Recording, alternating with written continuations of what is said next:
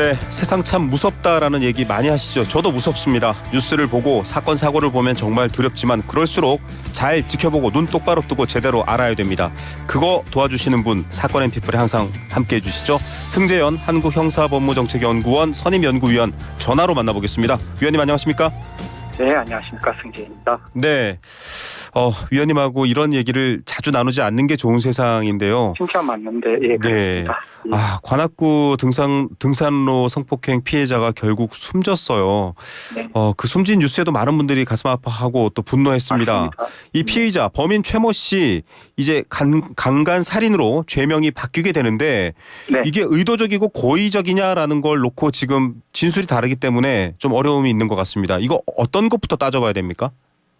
저는 첫 번째 피의자의 진술에 따라 경찰이 수사하지 않는다는 게 원칙이에요. 네. 모든 피의자는 그러니까 범인이라 그러고 혹시 그 청취자분이 피해자가 좀 잘 안 들릴 수 있으니까 그렇죠. 피의자를 범인으로 칭하도록 하겠습니다.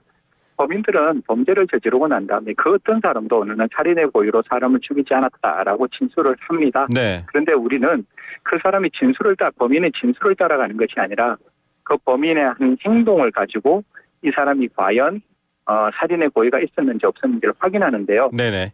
지금 같은 경우에는 1차 부검 소견서가 목졸림에 의한 사망이라고 이렇게 1차 부검이 나왔습니다. 정보 압박이라고 이야기를 하죠. 네네.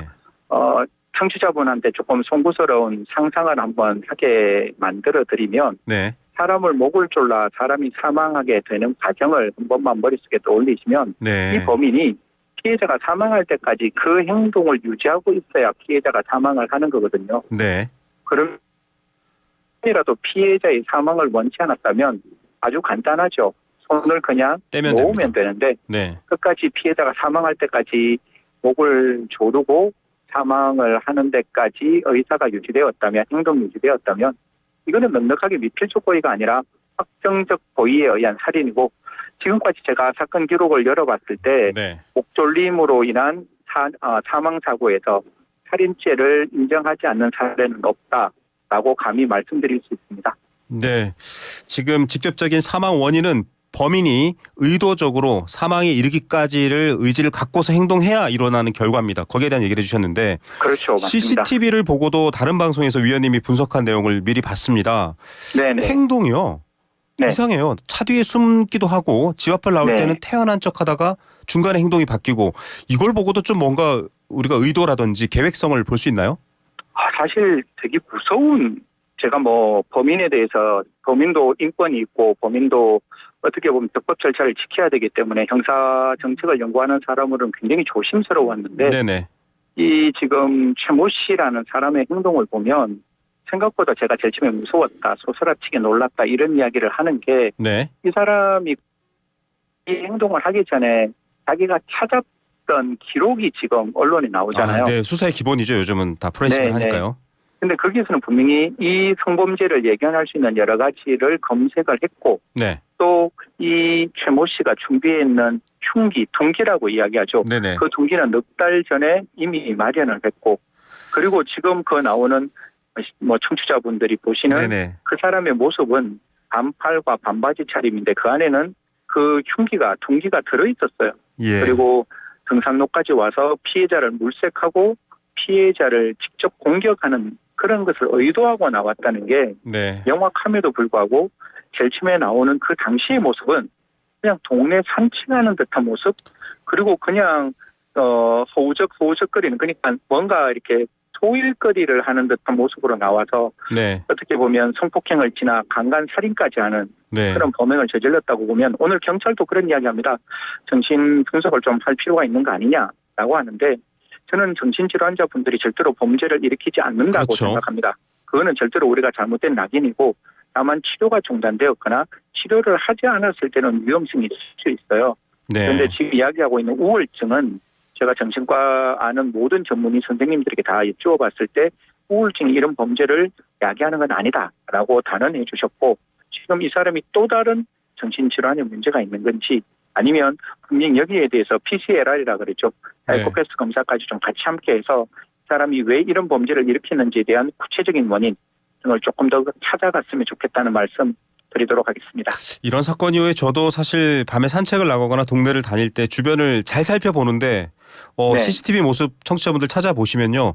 전혀 예측할 수 없습니다. 그냥 반바지 입고 나서는 청년처럼밖에 안 보이는데 이런 네네. 끔찍한 결과를 만들어냈습니다. 결국 지금 국민들의 여론이 굉장히 뜨거운데 네. 현재 우리나라에 59명의 사형수가 있습니다. 유영철을 네. 포함해서요. 네네. 사형제의 실질적인 집행이죠. 지금 사실 우리나라는 실질적 사형제 폐지 국가이기 때문에 맞습니다. 이거 사형제 되살려야 된다라는 주장이 나오고 있습니다. 어떻게 보십니까? 사실 뭐 시민들의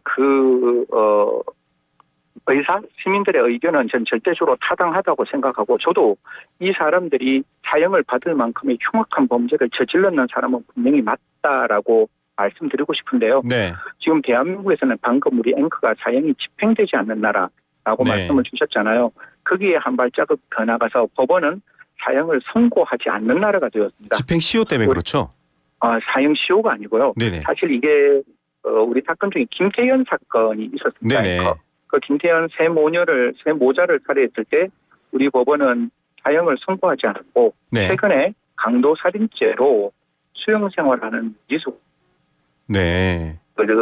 교정시설에서 재소자를 또 고의에 의해서 살인을 했을 때 네네. 1심과 2심은 사형을 선고했는데 대법원에서는 아니다. 이거는 사형 선고할 수 없다라고 파기환송을 했어요. 네. 그래서 대법원의 입장은 제가 들여다봤을 때는 이제 사형을 선고하기는 조금 어렵지 않느냐. 분명히 무기수가 또 다른 사람을 죽였음에도 불구하고 거기에 다시 무기형을 선고하는 법원의 입장을 좀 고려한다면 현재 법원에서 사형이 선고되기는 어려울 뿐만 아니라 네. 방금 앵커가 주셨다시피 사형 집행시효가 만료가 가까운 사람을 네. 법무부는 풀어줄 수가 없었잖아요. 그렇죠. 그래서 그 사람에게 형 집행시효를 폐지합니다. 네. 그럼 형 집행시효가 폐지됐다는 것은 그 집행시효에 관계없이 계속해서 수용 생활을 할 수 있는 형태로 법원은 사형을 선고하지 않고 법무부는 사형을 집행하지 않는 상황이 유지되고 있는 상황에서 국민들이 말씀을 주시는 사형이 선고되거나 집행되기는 좀 어렵지 않을까라는 점에서 법무부가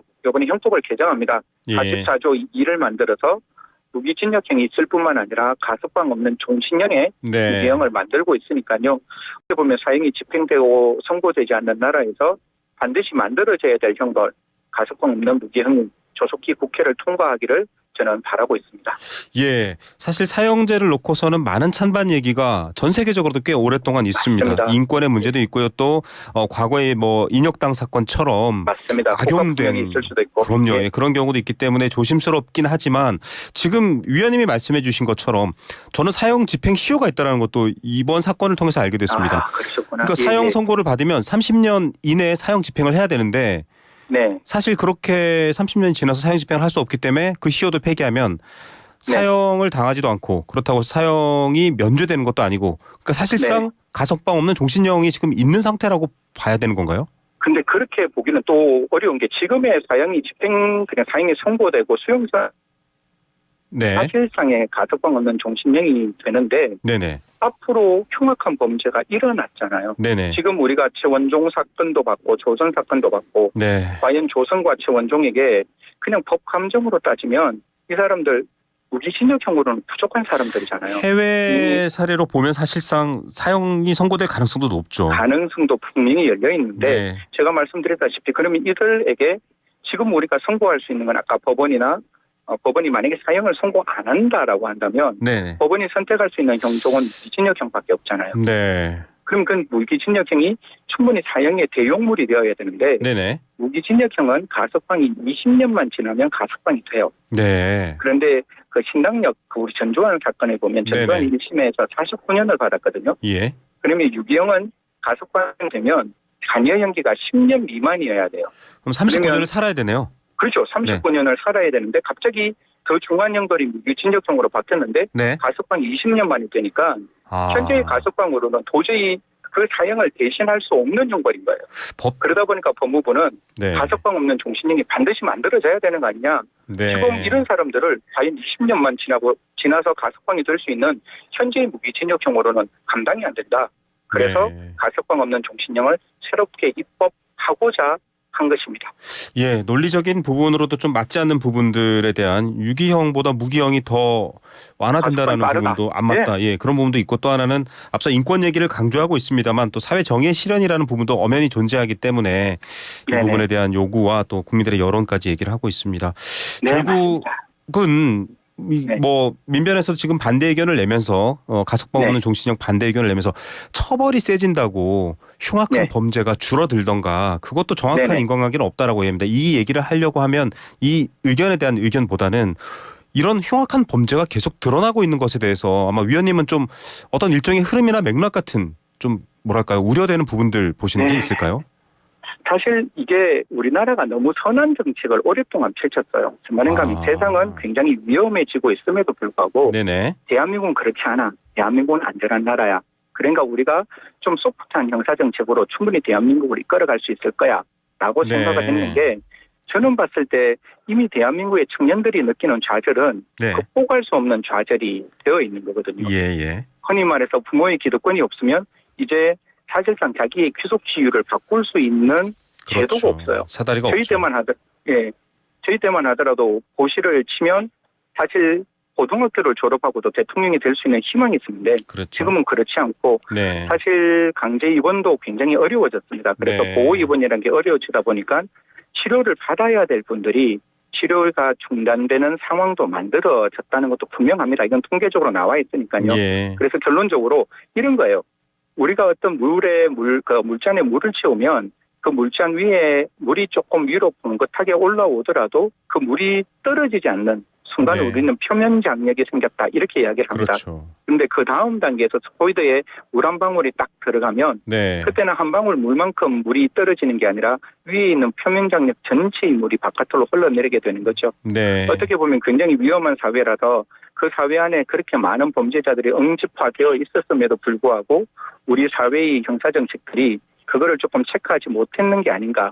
그래서 이런 상황이 만들어지지 않았나 그렇게 말씀드리고 싶습니다. 네, 사회적인 부분까지 얘기해 줬고요. 말씀하셨던 것처럼 우리가 인권이라든지 여러 가지 보호적인 측면으로서는 굉장히 발전해 오고 좋아지고 있는데 흉악한 범죄 요즘 사실 뭐 마약이나 향정신성 의약품이 중학생한테까지 가지 않습니까? 이런 부분에 네네. 대한 대처는 상대적으로 속도를 맞추지 못했다.